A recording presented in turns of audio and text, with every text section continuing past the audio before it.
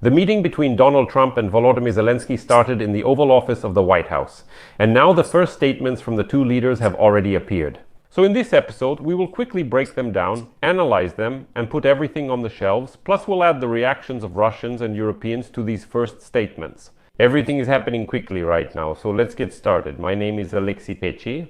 Today is August 18th on the calendar. Let's go through everything step by step. I'll start by saying that Zelensky appeared at the White House in an official jacket, but still not in a formal suit with a tie. And what's interesting here is that earlier, European officials reported that Zelensky's choice of clothing was discussed between American and Ukrainian officials before Monday's meeting at the White House. And according to the official, the Trump administration recommended that Zelensky not come in his usual military uniform. Zelensky's outfit became the subject of heated discussions during his meeting with Trump in the Oval Office on February 28. Welcoming the Ukrainian leader to the White House, Trump sarcastically remarked that today he was all dressed up, Trump said. During this meeting, a pro-Trump reporter asked Zelensky, "Why don't you wear a suit?" And Zelensky told the reporter then, the same thing he has said since the full-scale Russian invasion of Ukraine, that he will wear military attire until peace comes to Ukraine.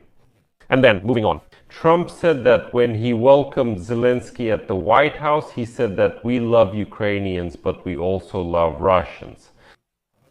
And at that time, the Ministry of Foreign Affairs of the Russian Federation quickly decided to take advantage of the situation and announced that it opposes any scenario involving the deployment of NATO military forces in Ukraine. And so the spokesperson of the Russian Ministry of Foreign Affairs, Maria Zakharova, stated the ministry's position against any scenario involving NATO troops in Ukraine. Basically, this happened, first of all, during the negotiations between Trump and Zelensky. And the next day, after the United Kingdom and France stated that Kyiv's allies are ready to send so-called support forces to Ukraine after the cessation of hostilities. Let's move on. Trump welcomes significant progress in peace efforts as the meeting with Zelensky begins. He stated that there is progress.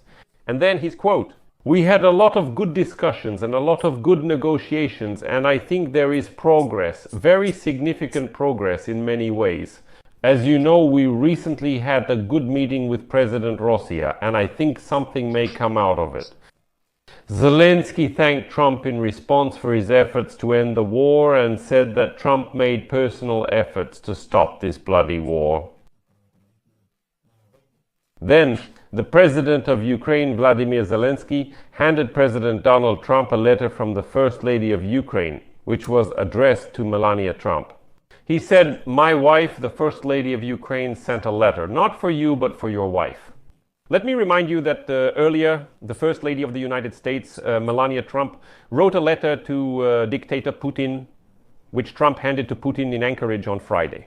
In the letter, she urged Putin to protect the innocence of children and to cherish the hope of the next generation.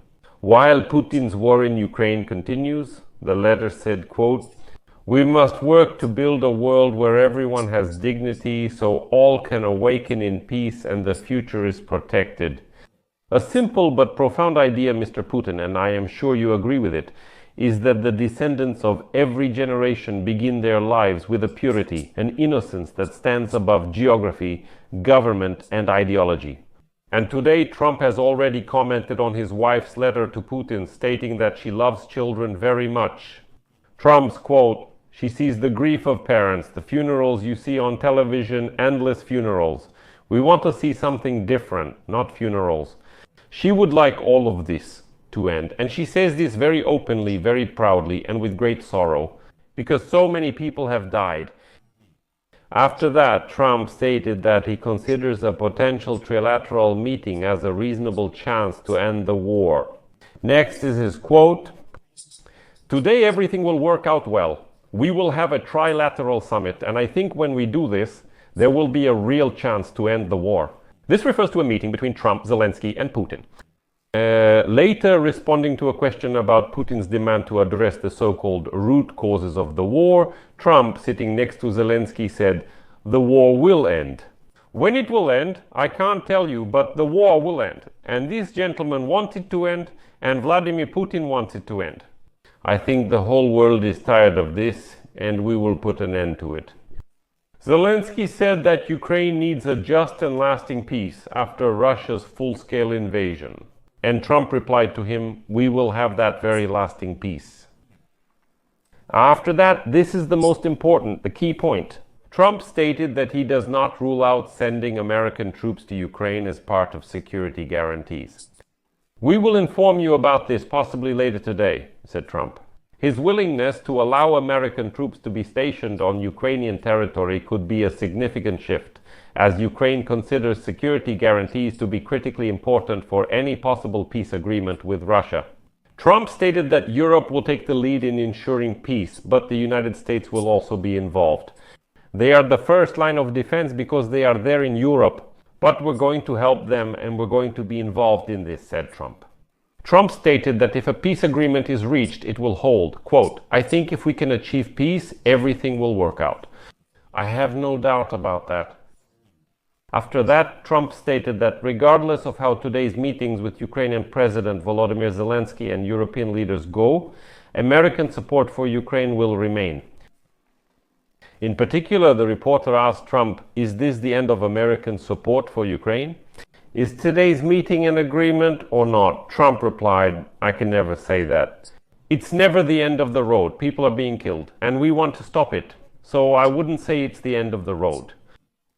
After that, the president of Ukraine, Volodymyr Zelensky, stated that Ukraine is ready to find a diplomatic way to end the war with Russia. He again stressed Kyiv's desire for trilateral talks with Moscow and Washington. When asked if Ukraine is willing to redraw borders in a peace deal or keep sending soldiers to die for years, these are reporters' quotes. Zelensky did not answer directly, but praised the Trump administration's efforts to end the war. Zelensky said that Ukraine is forced to live with daily Russian attacks, pointing to the deadly Russian night strike on Kharkiv on the night of August 18, quote, "We need to stop this war and stop Russia, and we need the support of our American and European partners." We supported the idea of the United States and President Trump personally to stop this war, to find a diplomatic way to end this war. Then Zelensky stated that he was ready for a trilateral summit with Zelensky, Trump and Putin. Trump expressed interest in holding a trilateral summit shortly after today's talks, while Putin avoided giving a similar answer. Well, and against the backdrop of intense discussions about war and peace in the Oval Office, there was just such a funny moment. A reporter and President Donald Trump noted Ukrainian President Volodymyr Zelensky's choice of a black suit. "You look amazing in that suit," said reporter Brian Glenn from Real American Voice, who, by the way, back in February, he was the one who asked Zelensky, "Why aren't you wearing a suit?" Trump exclaimed in response, "Oh, I would say the same thing, like you look amazing in that suit." And Zelensky replied to Glenn, "Yeah, you're in the same suit, I've changed, but you haven't." After that, President of Ukraine Volodymyr Zelensky stated that he is grateful for the new NATO program that allows member states to purchase weapons from the United States for delivery to Ukraine.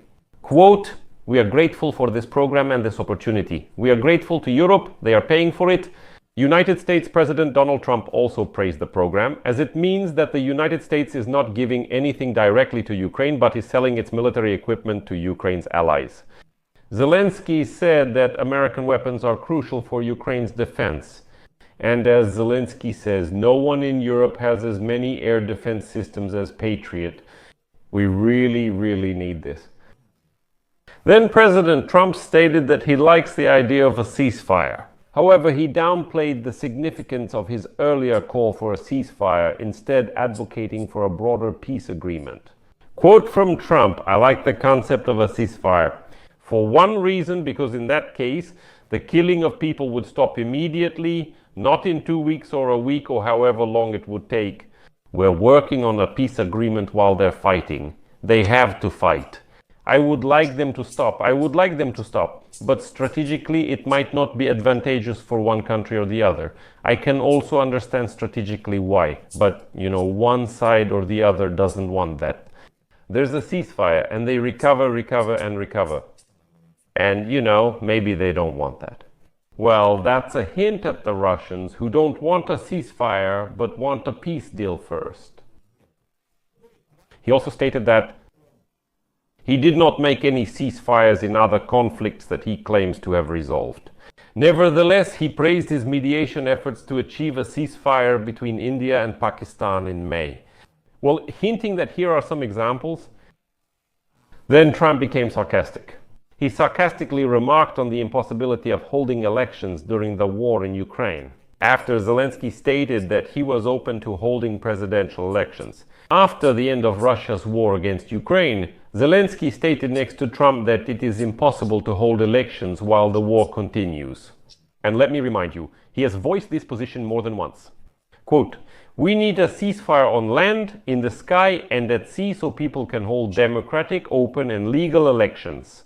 We need a ceasefire everywhere, on the battlefield, in the sky, and at sea, so that people can hold democratic, open, and legal elections," said Zelensky. Trump then joked, saying something like, "Systematically listen. So, if in 3 to 5 years it suddenly turns out that the United States is at war with someone, does that mean there will be no more elections?"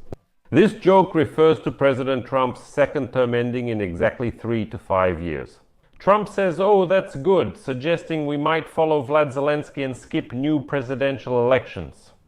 After that, Trump commented on the topic of security guarantees for Ukraine. Let me remind you, Trump said on Thursday that providing security guarantees to Ukraine is still a subject of discussion between the United States and their NATO allies.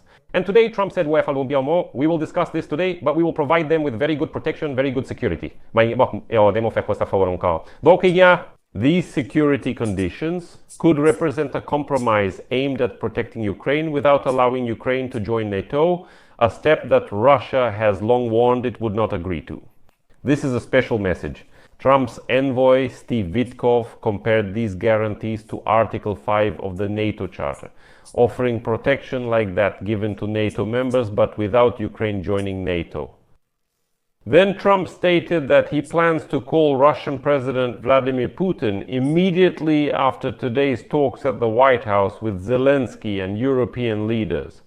He said, quote, "Putin is waiting for my call after this meeting.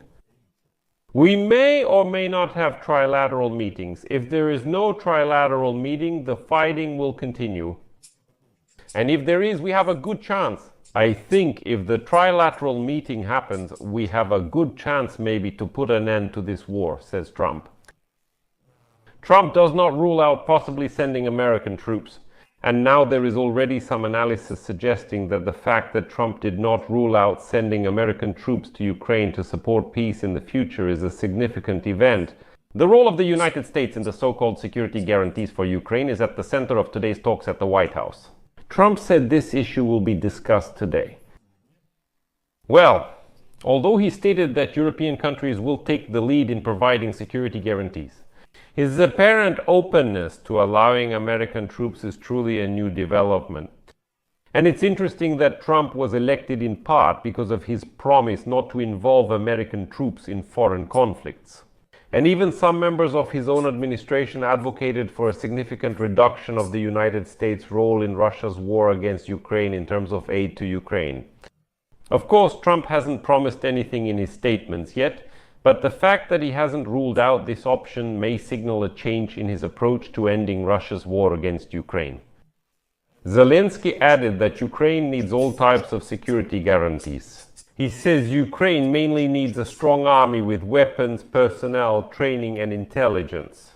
He added that all of this will depend on major countries, such as the United States and other allies. Well, now American media are already reporting that today's meeting was indeed more collegial for Zelensky, especially after the scandal that occurred at the end of February. And now Cable News Network writes that the atmosphere in the Oval Office at today's meeting was much more collegial than during the heated argument that took place in February. It was obvious that the Ukrainian side paid a lot of attention to making sure the negotiations didn't go off track. Zelensky brought Trump a letter from his wife and highly appreciated the message from the First Lady of the United States, Melania Trump, to Putin about children suffering during the war. After United States Vice President J. Divins accused him of being ungrateful during the February meeting, Zelensky said the word "thank you" 4 times in the first 10 seconds of his short speech today. Quote, "Thank you for the invitation and thank you very much for your efforts, your personal efforts aimed at stopping the killing and ending this war. Thank you for taking this opportunity and thank you very much to your wife." Moreover, Zelensky is in a business suit. Obviously, this is a concession to Trump, who didn't like the military uniform he wore during their last meeting. Unlike in February, at today's meeting, Trump's delegation remained silent. Vance, Secretary of State Mark Rubio, and Special Envoy Steve Witkoff were sitting together on the couch in the Oval Office, but didn't say a word. During the open speech, they just remained silent. We're waiting for the meeting results. Meanwhile, friends, I suggest subscribing to my YouTube channel. I've prepared some analytical materials for you regarding today's meeting. Who attended the meeting and with what positions? What did Ukraine and Russia bring? What are the Americans proposing? And what should be in the security guarantees? And what package is Putin now trying to present as supposed concessions for signing a peace agreement? We will cover all these topics in the next episode, so make sure to subscribe and be sure to watch them. I'll leave it here for now. Write your comments and share your opinion. I'll pause here for now. And friends, that's all for today. Take care of yourselves. Goodbye, everyone. To be continued.